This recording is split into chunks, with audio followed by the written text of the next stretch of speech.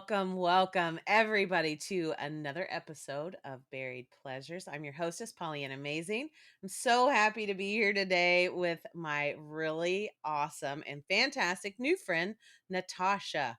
She has written a book that I'm telling you guys, if you don't go run and grab a copy, then you're just crazy. It is entitled Shit Adults Never Taught Us. And from the first time I read this manuscript, I was giggling and laughing and thought this was the best thing that I could ever purchase for my own children. So I'm going to suggest that you do it for yours. But let me stop bragging for a moment, get to business. Remember, we are part of Just Some Podcast Media family, and we love the guys at Just Some Podcast for advanced practitioners and Nurse Papa. Love you, Nurse Papa. So, Natasha, please introduce yourself. Tell us who you are and where you're from. What's going on? Hi, I'm Natasha Sattler, and I grew up in Maryland, and now I live in Los Angeles. And I wrote a little book. It's called Shit Adults Never Taught Us. It's 98 chapters, a little over 300 pages, just quick snapshots. It's 4 sections: career and money shit, relationship shit, mind shit, and life shit. And let's dive into some stuff. Let's talk about it. Right? That sounds like a lot of shit to talk about, but we're going to So get much to it all. shit. Well, what All the really shit we never learned. exactly. And if anybody out there listening is a fan of this show, you know that I'm all about communication and bringing together people that can help each other, which totally makes sense, right? So the one part about this book that made me giddy when I first opened the email when you sent it was it says, "Well, hello friends." Okay, to me, I'm already in because I love that. It makes my heart happy. Thank you for putting that in the book. Um, I you made wanted it this. to be conversational. It was like 98 conversations I never got to have with friends, and the pandemic sort of opened a lot of doors of things that we had never opened before. It Mhm. illuminated a lot of things that we don't know, and I decided just it's a lot of boring stuff, or it's a lot of stuff nobody talks about. So if you get to talk about it with a friend, even better. I Right. wrote it in a funny, humorous, conversational, relatable way because so many of these topics are things like we don't want to read about. It's so boring to talk about career and money. It's so hard to talk about relationships and mental health. Like, if you can come at it talking to a friend, that's even better. Absolutely. And throughout the book you have some really creative little ideas about like the giving it a shot kind of thing.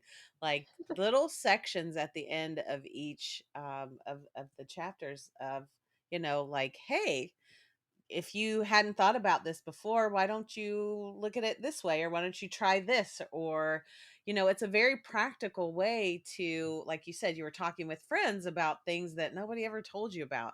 And I know there's a small age difference between the two of us. Super small. Just But super I think small. the commonality is we both have ADD, and True the story. reason I wrote that is I have such a hard time with, like, self-help, self-guide books Hmm. where I'll read it, I'll put it down, and I'll be like, "Fantastic, I read it. I am perfectly fine and fixed. Thank you so Correct. much for helping me." And then I don't do anything about it. I don't change my life in any way. So I was like, "Okay, I really wrote it for me." I was like, Mhm. "Natasha, you need some actionable items with a checklist," and they genuinely do have check boxes at the end of about half of the chapters is a give it a fucking shot section, and it's got actionable checklist items of like, "Great, you read. Fantastic. You made it through 3 or 4 pages. Now you actually have to do something about it. Here are the things." And you just check them off and you actually go and do them. That's the only way self-help actually helps you is if you Mhm. then take what you read and do it. Exactly. Actionable items are huge when it comes to changing behavior patterns. So the fact that you touch on that portion is, it's a great thought. It's really awesome to read about things, and I particularly have a difficult time reading and retaining information. So I'm the kind of person that I kind of write notes whenever I'm reading so that I can make that information, I can see it, touch it, sense it kind of. I feel the paper. It's just a weird, tactile thing for me to do. And, just the fact that you thought you had the forethought to think. hey, I can't think about this like this, so I need to do it for other people who are similar to me. I I think that wrote the that's book in the fantastic. way that I needed it written because I was overwhelmed by Google, the endless pages, and then you click on a link and it tells you something totally different than the link before it, or it's so long. Like you see the little scroll bar just getting smaller and smaller and smaller as the page loads, and you're like, I have to read how much? Yeah. So I was overwhelmed by Google, and then I was underwhelmed by the information that was out there. I don't want to pick up a whole book for every single topic I have to know. I just wanted it all in one spot. So I Mhm. wrote that, and I wrote it in the way that my brain works. I don't want to read a whole book about money. I don't want to read a whole book about relationships. I would rather it all be in one little manual for life. And each chapter is 3 to 4 pages ish. Some are less. Some, I think the most is like a 4 or 5 page chapter. So Mhm. I Yeah. wanted it all to be fast. I wanted it to be something you could pick up, put down. You don't have to read it all start to finish. I am the worst. I was a horrible student. I was the most distracted kid in school. I hated school. I have never been a huge fan of reading, and I wanted something where, like, there's no guilt if you pick up the book, put it down, don't finish it, come back to it a year later, pick it up, read a chapter as you need it. Like, that's how I needed it. I needed it to be a manual for life that, like, there isn't the guilt of, "Oh, I got another book and I didn't finish it." Right. Okay. Well, let's start at the beginning. Your chapters on career and money shit. The one thing that impressed me the most about that, in all of it, I mean, there's some very practical information, but you actually, outline the application, how to fill it out, how to do this, how to do that. I think that the technical part is what gets people tripped up always. Is, I can tell you right now, hey, I know somebody who's hiring for this position, but if you've never filled out applications, or maybe you filled out once, twice, or maybe somebody else helped you do one a while ago, it's really kind of a daunting, scary thing because you don't want to seem like you're, I don't know, for lack of a better word, like an idiot, like you don't know what like the answers, Yeah. and you second guess yourself so much. So I think that, just that, and there's a section about expanding on your job, or what you think, like myself personally, I've been in nursing for so many years I can't remember, but in that job I have been able to reinvent who I am and what I do as many times as I've wanted to. It doesn't One set of skills can be turned into so many things, and you touched on that. What have you thought about that in your own life? Have you done that Yeah, too? I get bored easily, and I need change in my life in order to feel like I'm progressing and growing. So, there's a few parts that I touch on in the career and money Mhm. shit that's about that specifically, where investing and 401ks and all of that stuff we didn't learn about felt too big. It felt too for Wall Street and hedge fund managers and things that were, like, so far away from myself that I didn't even process it. It wasn't on my radar at all. Saying, like, "Get a job" is too big. You can't just be like, "Get a job. Oh, cool, let me just run out to the store and pick one of those up." Like, you can't do that. I needed actionable items of, like, have a resume. This is what a resume should look like. This is what to include. This is what not to include. Here's a picture of one that I like. It's a good example. Here are common resume mistakes. Update it every 6 months to a year, even if you have a job, because if you find the perfect job and they're like, you can have it if you send me a resume right now, and you're like, well, my resume is 5 years out of date. Let me go update it. You're not going to remember everything you've done at your job for the past 5 years. And then the idea of, maybe I'm the only person that missed this, but I never got the how to ask for a raise conversation. Mhm. I just thought if you were at a job for like a year or so, they just handed you a bucket of money and you just kept going. And I always thought, like, you get a job and then you just do that job, and nobody ever talked about expanding on it, growing on it, seeing where you can streamline something in a company, or where you're at a job but you see what a coworker's doing and that interests you, and how to expand what you thought you wanted into really what you do want, Mhm. and growing from it. And nobody talked to me about any of those things. So I was like, if I didn't hear about them, other people probably haven't heard about them. So I'm going to tell everyone. And the book is, this is what I've done. This is my experience. These are my failures. This is where I fucked up. Maybe you guys can learn from it." And that's what it's coming from. I'm not telling you how to live your life. I'm not telling you what to do. I'm telling you this is what worked for me. This is Yeah, what I've learned. Maybe some of it applies to you. right. And being a mother, I can really relate to the fact that I have I have an adult son and now an adult daughter. She just turned 18. My whole world. Anyway, I can relate to being the parent trying to say, "Hey, you should really look at it like this." You're coming at it from a friend standpoint, not as a parent. Like, I've had these experiences and I want you to do this. I'm your mom. Listen to what I'm saying. You've done this in a conversational way. So it's not like you need to do this, this, this, and this. And that's the only way you're going to be successful. Because I think sometimes when we're talking, to our parents or as a parent talking to a child, it makes it like, it's kind of cringy. Sorry. I Yeah, have to tell it to you this way. Yeah. it's like they don't wanna listen to the parent because the Mhm. parent is the stuff that's told them everything to this point, and they're like, another lesson, my god, shut up." Right, Like, exactly. I've been that kid, and Uh-huh. I guarantee you some of the stuff in this book my parents did tell me, I just wasn't listening. That's probably true, but then I now bet teachers did too, right, or right, teachers thought parents were doing it and parents thought teachers were doing it, like, right.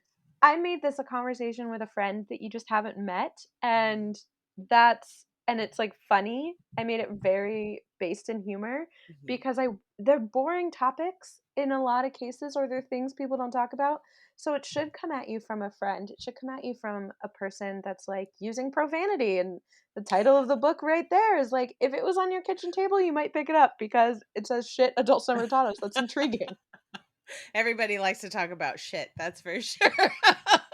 Let's talk shit. Let's do Right, it. right, because shit else happens, right. So, I can do that all day long, honestly. It's one of my favorite things. Profanity in creative ways is a hallmark for me. I just love it.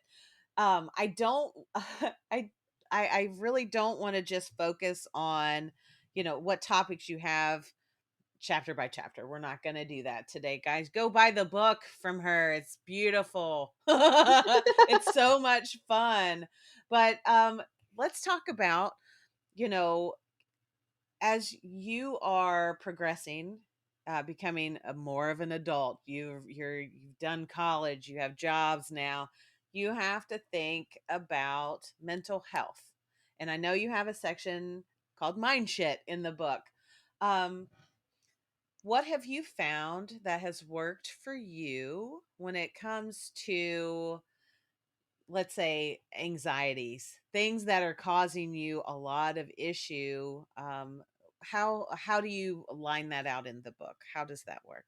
It comes up in a different way Mhm, in different aspects of my life. So, anxieties as that's something everybody deals with, I think, mhm, and anxiety for me has happened in different ways since I was a kid.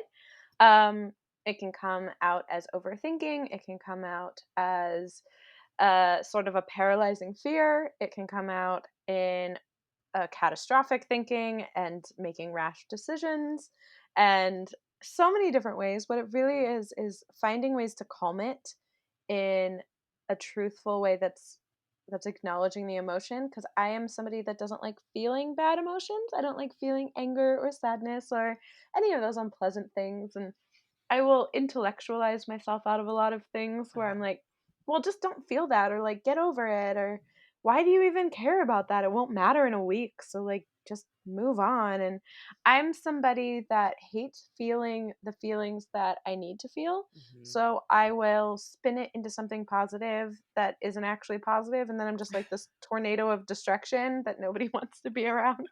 So I think anxiety, if you just trust it and you just sort of surrender to it, that's the fastest way out of it. There's Yeah, no way to like skirt around it. So it's no. finding ways to calm it, it's finding ways to work through it, Mhm. and that's the only way to deal. Do you find that having a community that kind of backs you up? Have you ever had any experience with that? With community helping you with any of your Yeah, I issues? think it's Yeah. sort of necessary, and that Yeah. community can come in a million different ways. Right. It doesn't have to be your family, your friends, your genuine community of neighbors, or any of that. It can be a therapist, it can be somebody online who you've just connected Yeah. with, it can be a complete stranger. I had the best conversation with a stranger in line at like Starbucks, and I was like, oh, like, cool, that actually changed my day, and, like, I still think about conversations like that, and there's a genuine connection with human connection that is underrated today, Hmm. where we think validation is coming to us through a phone, from social media, from, I don't know, likes and notifications and Hmm. clicks and texts, and if nobody's texted me all weekend, I start to think I'm being ignored and everybody hates me and I've done something wrong or offensive, and that's not true. It's just Right. people are busy, they get their lives, Right. and knowing that the community is always there, it doesn't have to keep coming at you. It Right. doesn't have to be a constant influx of texts and calls and notifications to validate the fact that you have a community behind you. Just knowing that you have support when you need it is Hmm. really all you need.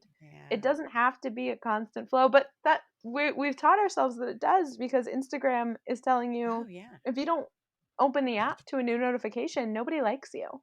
Right, right. I think that that has become such a mainstay, especially I can equate that with my younger children, obviously. Instagram and Facebook. Well, Facebook has jumped the shark. 'Cause my daughter tells me it's over. It's over, mom. It Nobody's is, on it's there. over. Over. I still use it. So Instagram is the new, well, it's not even, yeah, I think people are just exhausted by social media at this point because you either have the most positive of positive things that are super unrealistic, or you have these negatives,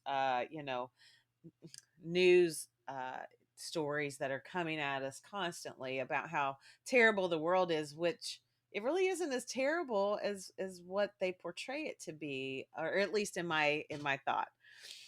Well, um we just have this 24/7 yeah, news coming barrage. at us, and Mhm.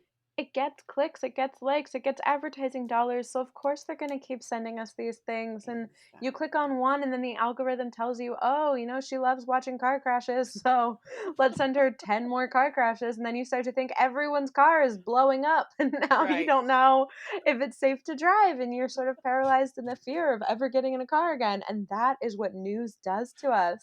It tells us that we can't leave our house because everything out there is on fire. Yeah. It's not. It's just coming at you in a different way. It was Exactly. always like that, and kids used to run around and play, and then we we started seeing that kids were getting kidnapped, so now Oh kids can't yeah. run around and play, Oh and my gosh, no kidding. all of No that was kidding. the same. Unfortunately, like, school shootings and things have amplified, but for the most part, in general, life is the same as it was. It's the Yeah. safety is the same. We just changed our news cycle. Right. It's It's not for an hour perspective. at night. Yeah. Mhm. Perspective. I talk about perspective quite frequently because again, I love the fact that I live in the Pacific Northwest, okay? I use this this quite a lot. I have the most beautiful drive north in the morning sometimes. And on the side of the road at a certain point, the whole entire highway opens up and there's this beautiful water and the Cascade Mountains and the sun is behind them and it's just shining. It's beautiful. Okay, it's one of the most amazing things to see birds fly across that water. But okay, also that water is like a water filtration plant. Okay. So it's not Yeah. exactly the cleanest of water, but I don't think of it as that. But a lot of people, when you say, "Oh my gosh," when I see that in the morning, I just think it's gorgeous. Well, gross. It's like a poop pond. You know that, right? Yeah, I do. But have you seen it in the morning at 6:30? It's beautiful, right? Ew, what's wrong with you? It's like it's gross. Is it though? Because it makes me so happy to drive to work in the morning to see that. It's perspective. We can have Yeah. a different perspective on things, and nobody's right or wrong, or you don't have to make it like that, but I just know that when I see that, it makes my heart so happy. It makes that yucky drive to work that just a little bit nicer. So I really like that. Um, it's It one of those doesn't things. matter what it really is, it matters what Right. you like and what you Right. think it is, and that's all that anything is. That's all life Yeah. is you could have the exact same job as the guy sitting next to you, and you might hate it, and they might love it, and Right. that's just exactly Right. what you're saying, it's perspective. That's That's it. That's that's it. people, like, you're not gonna be friends with everybody. Everybody's not Right. gonna be friends with you. It's what is that saying? Like, you're not everybody's cup of tea? Yeah, of course. Yes. We were talking earlier, I drink coffee, you drink tea. It's everybody has their own preferences, and that's Correct. fine. There's no Yeah. judgment on that. No, none at all. And it's all about bringing, your taste in coffee and my taste in tea and maybe finding a little, happy medium in there. Who knows? Exactly, there's It's no judgment for either of us. I'm not gonna be like, "Well, I can't talk to you because you don't drink coffee." That's ridiculous. I have people that tell me that in the morning at work a lot. That I'm is not so talking to you. crazy. That's right. Um, but let's move on because there's another section of the book, the life shit, that it really I really, really love life shit because it has travel in it. I am a Oh, my huge fan favorite. of travel. And I'm gonna tell you, from my perspective, when growing up, I lived in Kentucky for the majority of my life, except for a small 3-year section that my father moved us to Las Vegas. Okay. And that was a huge change from where I'm from, No, you don't right? say. We're talking about kids of other nationalities, people of different religions, something that I had never encountered in all the years that I was on the planet until that time. And so I remember as a child traveling back to Kentucky from Las Vegas on the airplane back when people smoked and everybody dressed really, people were dressed back in the Yeah, it early was an 80s. event. Yeah, it was fancy. It was super cool and I never thought I was ever going to do it. So when I turned 40, this was the first time I ever traveled on my own. Like I took an entire month off and I was working in an ER in Dublin, Ohio at the time. And I just was so ecstatic to take this time off. I went to Mexico to Ixtapa for a few days. I took a trip with some friends that I worked with to Turks and Caicos, Providencial. I came out to Portland and saw another bunch of friends. My sweet friend Shonda, I love you. Um, but there was such a feeling of I felt like I could conquer the world because I could get on an airplane by myself. Now, think about that. As many times as you travel, there are people out there that have never gotten on an airplane. They've never been able to travel. I Yeah, was getting on these airplanes and being an adult woman, and talk about imposter syndrome, right? I was like, I'm a world traveler. I don't, yeah, and I get, I'm struggling with my luggage because I don't have anybody carry it for me. I usually have somebody. right? I'm 5 feet tall, nothing humbles you like trying to put something in an overhead bin when you're 5 feet tall. I'll feel like the most badass girl getting on a plane, like, being like, "I'm going abroad by myself. I'm gonna go to Europe Right? on my own," and then you get to the seat and you're like, "Excuse me, do you mind helping me put this up?" Or, "Sorry, can you just stand up? I gotta get by you." Like, nothing humbles you like that. But I love Exactly. traveling alone for the fact that A, you get to do everything you wanted and you're Hmm. not beholden to anybody else's expectations, but also Correct. you get to just totally be by yourself and throw yourself out of the comfort Hmm. zone that you're Hmm. used to, and you're going to be lonely. Everybody's like, "I don't know if I could travel alone. What if I feel lonely?" You will. It's an experience you've never had before, and if you travel out of the country in particular, Uh-huh. you're going to feel um there isn't you're gonna feel uncomfortable. You're gonna feel very, thrown into the wild, and Hmm. that's good because you've Yeah. probably felt really safe and really comforted and, Yeah. you have a awkward experience, a weird day, you might go see a friend or Yeah. there's comfort in going home and sleeping in your own bed, but you learn so much about yourself and the Hmm. way that you're actually feeling and what you really want Yeah. when you're away from everything. Yeah. And if you bring people with you and you're just there to share an experience with somebody and look at the same stuff and take the same pictures, there's valid points in that. Like, that's Mhm. amazing to have that vacation and unwind that way, but you don't learn as much about yourself as you Right. would when you do it by yourself. Like, I've learned something about myself on every trip I've taken Yeah. alone, and I don't think I would have learned these things otherwise. I don't think I would have learned them at the rate that I had, and Yeah. I've grown so much Does that it I think it's it so gives you amazing. sense of resilience that you can actually do these things on your own. And I mean, and it's not just for women also. I'm sure there are men out there that are kinda like also afraid to travel. Do it. Travel often. Do go And start places. small. Yeah. Start small. Go drive yourself on a weekend. Go 2, 3 hours away and somewhere that you've wanted to go, but, so your friends haven't had time or don't have the money, or you needed more time off to take a bigger trip and you only have 2 Mhm. days. Go. Just do it by yourself. The first solo travel trip that I actually did was to Seattle, and it was Yeah. only over a weekend. And then I did Vancouver, and I did a little bit further, a little bit further, a little bit further, and Yeah. I did Utah, and then I went to the East Coast, and then I was like, all right, I'm ready. And I did Europe, and I went to Morocco, and I went all around Asia. I've been to, I think it's like 5 or 6 countries in Asia alone now. And Look at I you. just, I just keep doing it. And it's like a little bit more, a little bit more. And then it's kind of like you get a taste and you just want to keep going. And that's definitely what's happened to me. But I'm addicted now. Like, there's no Yeah. way to go back. I can't True can't undo it story. once you know. Right, and I think the pandemic has really put such a kibosh on so many things, travel-wise. This was the year that I was gonna take my daughter because she just turned 18.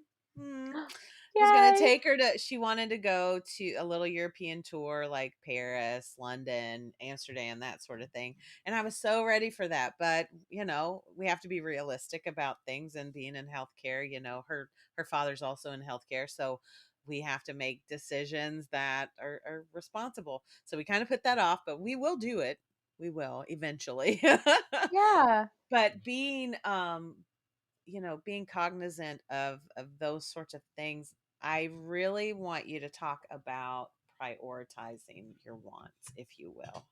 Yes. So we want a lot of things. We're humans. That's Yeah. natural. We just Mhm. want so much. And like I could give you a primary example of I've wanted to buy a house for a long time, but I also want to travel and see the world. Mhm. And those things are not always congruent. You can't always do those things at the same time. No. So I have to look at my life and where I really, truly, in my gut, want to see it going. Mhm. And it's definitely to see the world before I'm physically unable to, or before Gotcha. my life changes. Like, we Mhm. never know what tomorrow holds. Sure. I will always have the ability to live somewhere.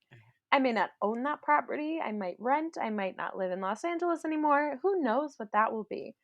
But Mhm. I don't know if I'll ever get to go to this place, to this country, like to see this landmark. That land might go away. Something Right. might change. And Right. so prioritizing your wants is, I tell a story about, I had a friend who wanted to quit his job. He's moving in a few months and he wanted to quit his job. And I was like, okay, but aren't you moving? Like, you'll quit in 3 or 4 months anyways.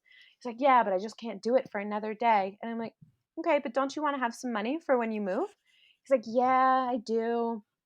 And I'm like, don't you want to get better furniture when you move and get a better place when you move? And don't you want to be able to move in the way that you want? And he's like, yeah, but honestly, I just hate it here. And I'm like, okay, but shift your priorities. Instead of saying, I'll just quit any day, if something tips me over the edge, I'll just walk in and quit, then you will.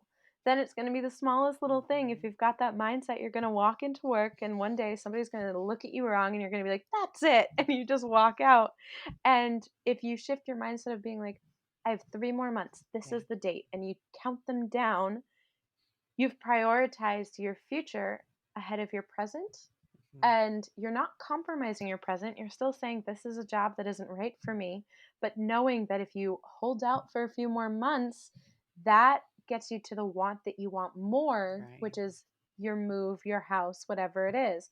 I want experiences more than I want things. Mhm. So if I'm able to prioritize the experiences that I want ahead of the things, it's not saying I'm not going to get these things. Right. It's just saying that I have chosen at this moment to do the experience and know that the things will follow when the time is right, Oh, or yeah. when the experience is no longer my priority. My priorities are going to shift as I get older or as life changes, but knowing in my gut what I actually want is helpful in prioritizing.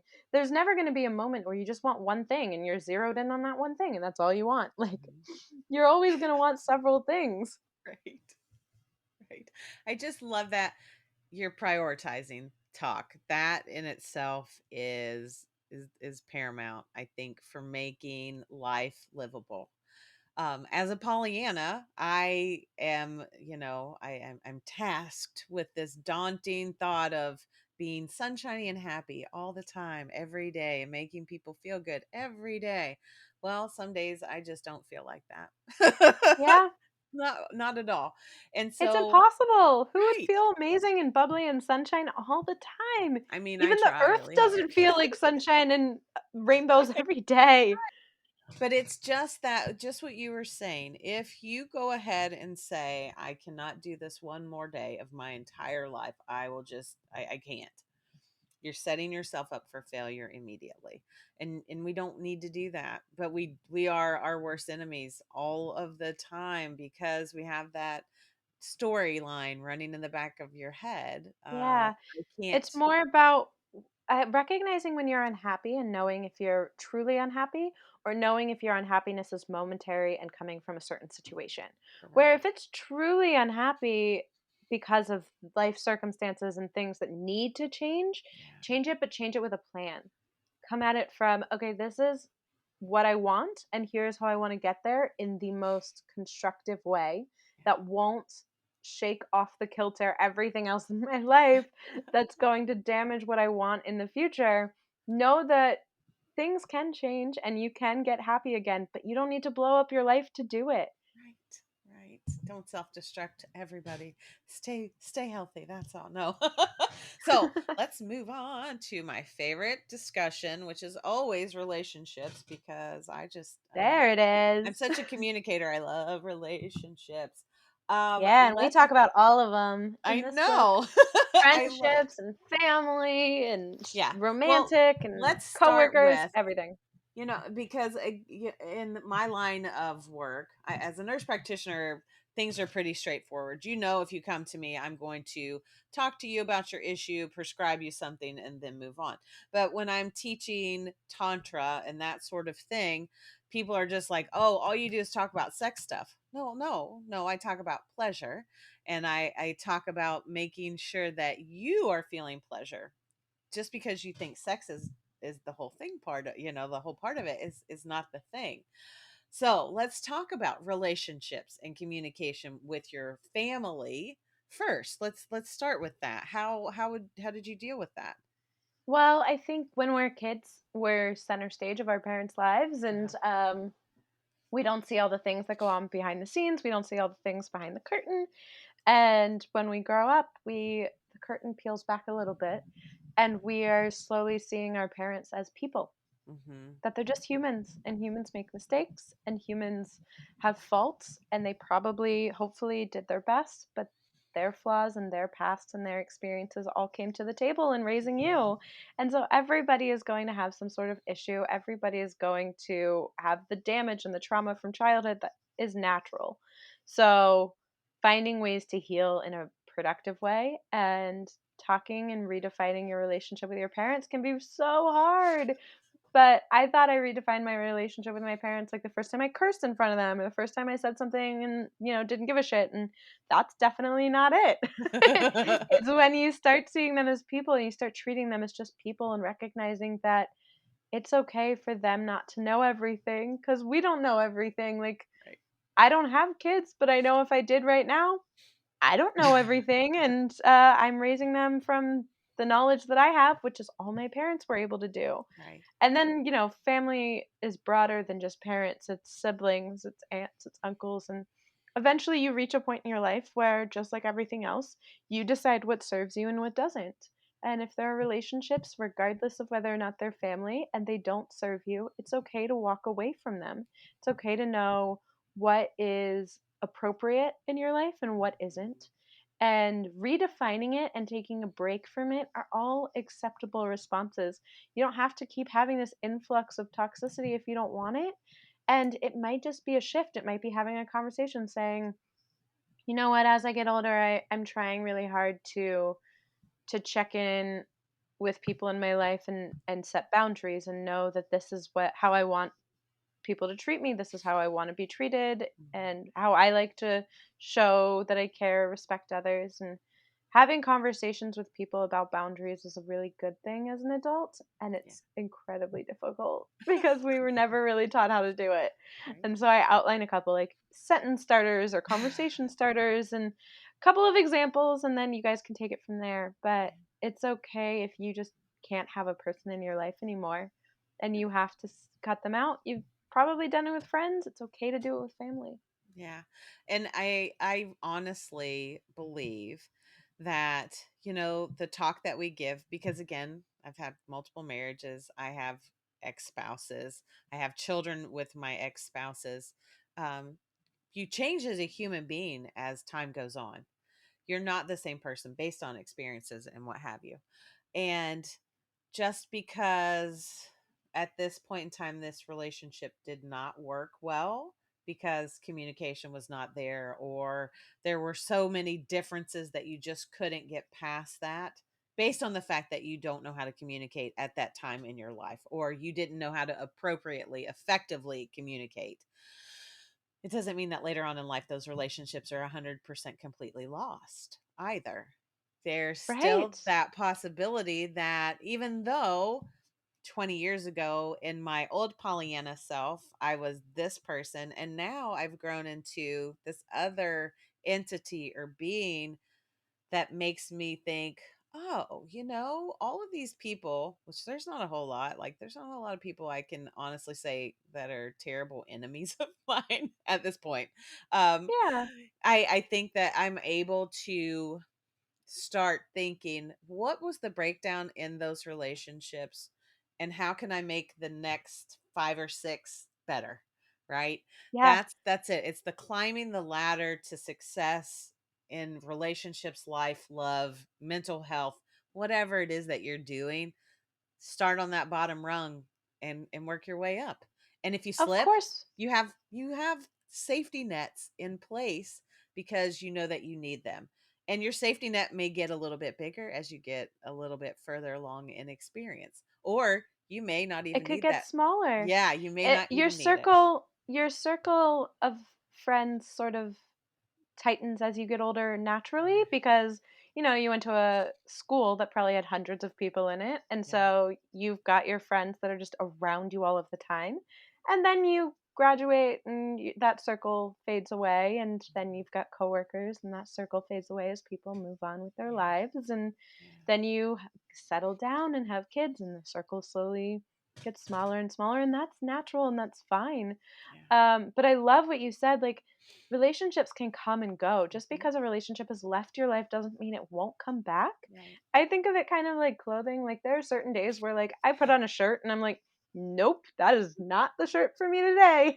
And then I put it on a couple weeks later and I'm like, there we go. Now it fits right. Like, that can be a relationship too, where something might just not fit for who you are right now, Right. and Right. you're going to continue to grow. We're expecting everybody else around us to grow into the people that we want them to Right.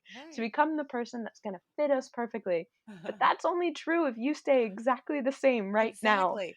You're The not gonna. No, you're not. And I have a perfect example for this. When I was a senior in high school, we had sweatshirts made that said Lewis County, class of 1991. Thank you. Ugh. And we all signed them, right? And in my mind back then, I thought, you know what? I wear a medium.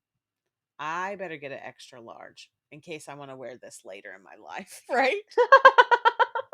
So I can still wear the shirt, but I'm not there anymore. You know what I mean? Like, Yeah. I had the forethought to think, I really wanna wear this shirt when I'm 40 years old. Do So I'm gonna you? get Do it. you still wear it all the time? I have it. My daughter just wore it the other day. I know. That's I do. Amazing. It's so ridiculous. It's so old. And this is the year for my 30th reunion. Woo.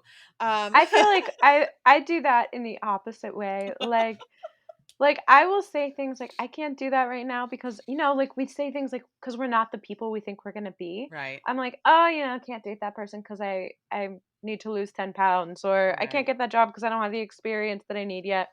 Well, I bought pants that are a size too small because I don't have the body for that yet, but it doesn't mean I didn't buy them. Like, it's okay to aspire for something and Right. to Right. think that you're gonna grow into something in a better version of yourself. That's good. That means you're growing into a direction that you want, but also planning for the future in a realistic way is important too. But isn't it silly the things that we think about? And really honestly, I consider myself extremely lucky in the fact that I am a student of human nature. After all these years of seeing people at their very worst, and people, in so many different situations, life threatening or non-life threatening. I really love to hear people's stories about how they overcame something or how something changed for them and now they have a different perspective. And in your book, you talk about the best ways to break up. I won't say best ways. I don't know exactly. Let me think about it. Like, the best ways to end a relationship. And I really liked that. So, can you kind of maybe Yeah, mention I that? talk about leaving for your own reasons, and you have a job where you have experienced vulnerability in people that Mhm. probably not even the closest people in their lives get to see Yeah. because you are dealing with them in a medical Right. field, which Right. is incredibly vulnerable. That's like the most Mhm. vulnerable a person can be. And people inherently struggle with vulnerability. It's the society we grew up in, and that's, just where we're Right. at. Right. But I talk about I had the pressure of I was in a relationship for almost 9 years, and I thought I had to have the movie reasons to leave. Somebody cheated, somebody was abusive, you have, like, the TV Yeah. movie reasons that are socially acceptable of, like, you broke up because, somebody was horrible. I would have much rather it be him, right? Like, Right. you're like, Exactly. "Well, I want us to have this grand reason to leave, and it would be really great if he was the one that fucked up." But I realized after a while, it's okay to just leave because you want to. Yeah. No reason is fine. Just knowing that you aren't meant for this anymore, this isn't serving you anymore, is enough of a reason to leave. No reason at all. That's okay. If it's a gut feeling, it's okay to just know that if you start Googling reasons to break up, that's your reason. If you start looking for things and you're like, "Oh, I have to break up with him because he always leaves a cup in the sink before bed," like, you're looking for reasons. That's your Right. reason. Right. Right. And again, like we just said, it's not that you have to completely cut this person out of your life. Although sometimes it's a necessity to cut people out completely. You can always, and I know I think I'm odd in this factor because I don't know a whole lot of people that do this, but I'm pretty much, for the most part, friends with every person I've ever dated in my entire existence. True Wow. story. I got Because a mixed bag there. yeah, no, I think there's only one that I can think of right now that particularly that I hate to talk to ever, but I still have to. So it's a thing, but I think it's a fresher thing. But no, my high school boyfriend that when I was 15 years old, he still messages me to this day. I mean, we were friends for the longest of time. So, I love to You knew each other communicate. while you were growing into Right. people. Right. And so we're not that same, our conversations aren't, are you coming over? We'll go in the backyard, sit on a log and smoke cigarettes and, chit chat and smooch a little. It's not that kind of conversation anymore. It's more like, hey, No, how but are it's you? How's your family? I hope It's everything a is well. nostalgia, it's sort of Yeah, like looking into the past of being like, "Oh, I remember when I was a kid," like, it brings back that feeling of when you were a kid. I do absolutely. not talk to any high school boyfriends, uh, It's okay. or I really don't talk to many of my exes because, they were there for the moments that Right. served me, and Yeah. they are part of my past, and that has made me the person that I am, Yeah. but no, I fully believe, like, the relationship ended for a reason, Right. and honoring that is the fastest way to sort of move forward because Absolutely. if I just stay friends with them, there's always gonna be somewhere in the back of my brain being like, "What did I do? Why did I end that?" Like, because you start seeing them in a different way, Right. Well, it's in 20 years, you might be like, oh, I'm going to hit this guy up because I just missed this conversation that we had, or something will remind yeah. you.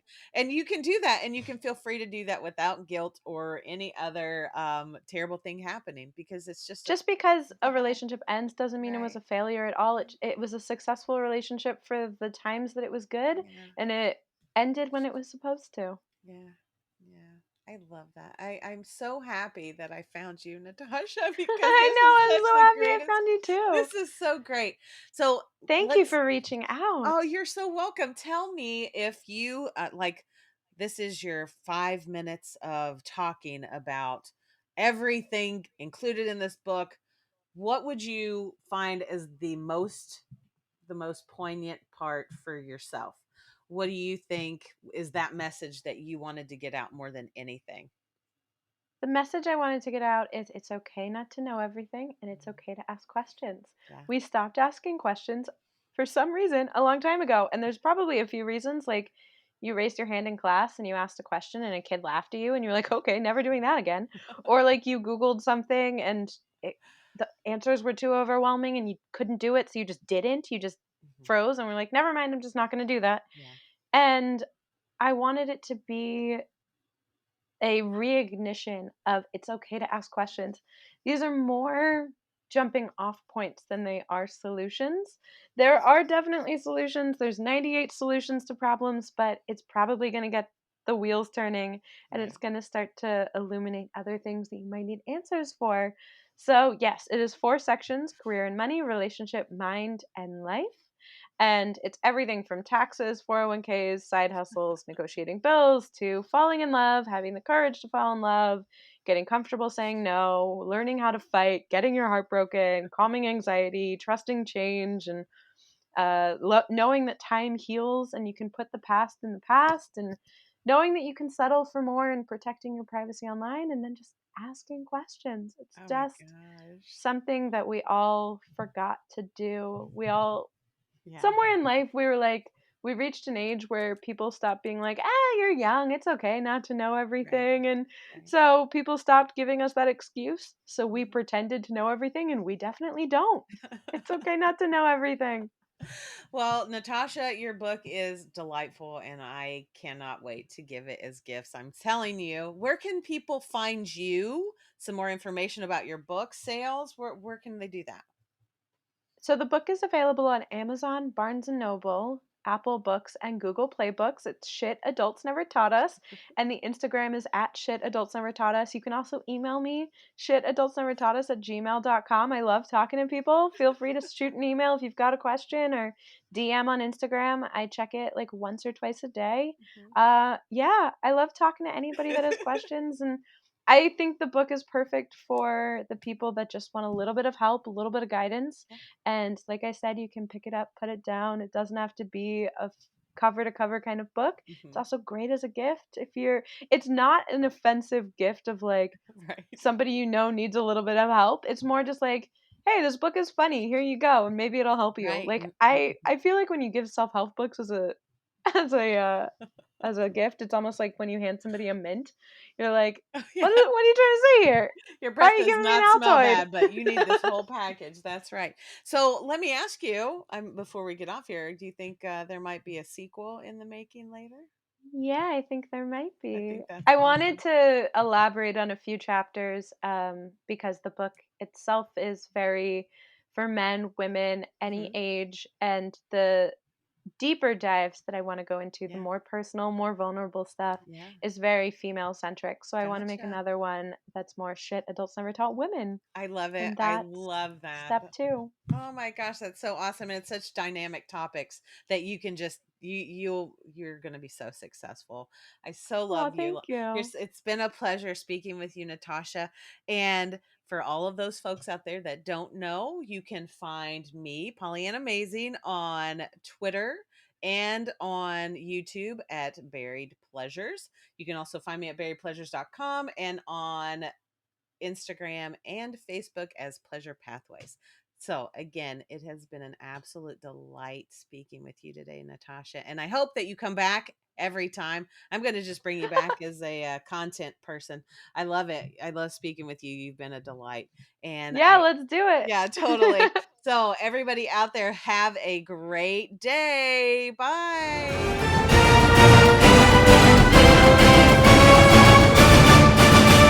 Just Some Podcast Media.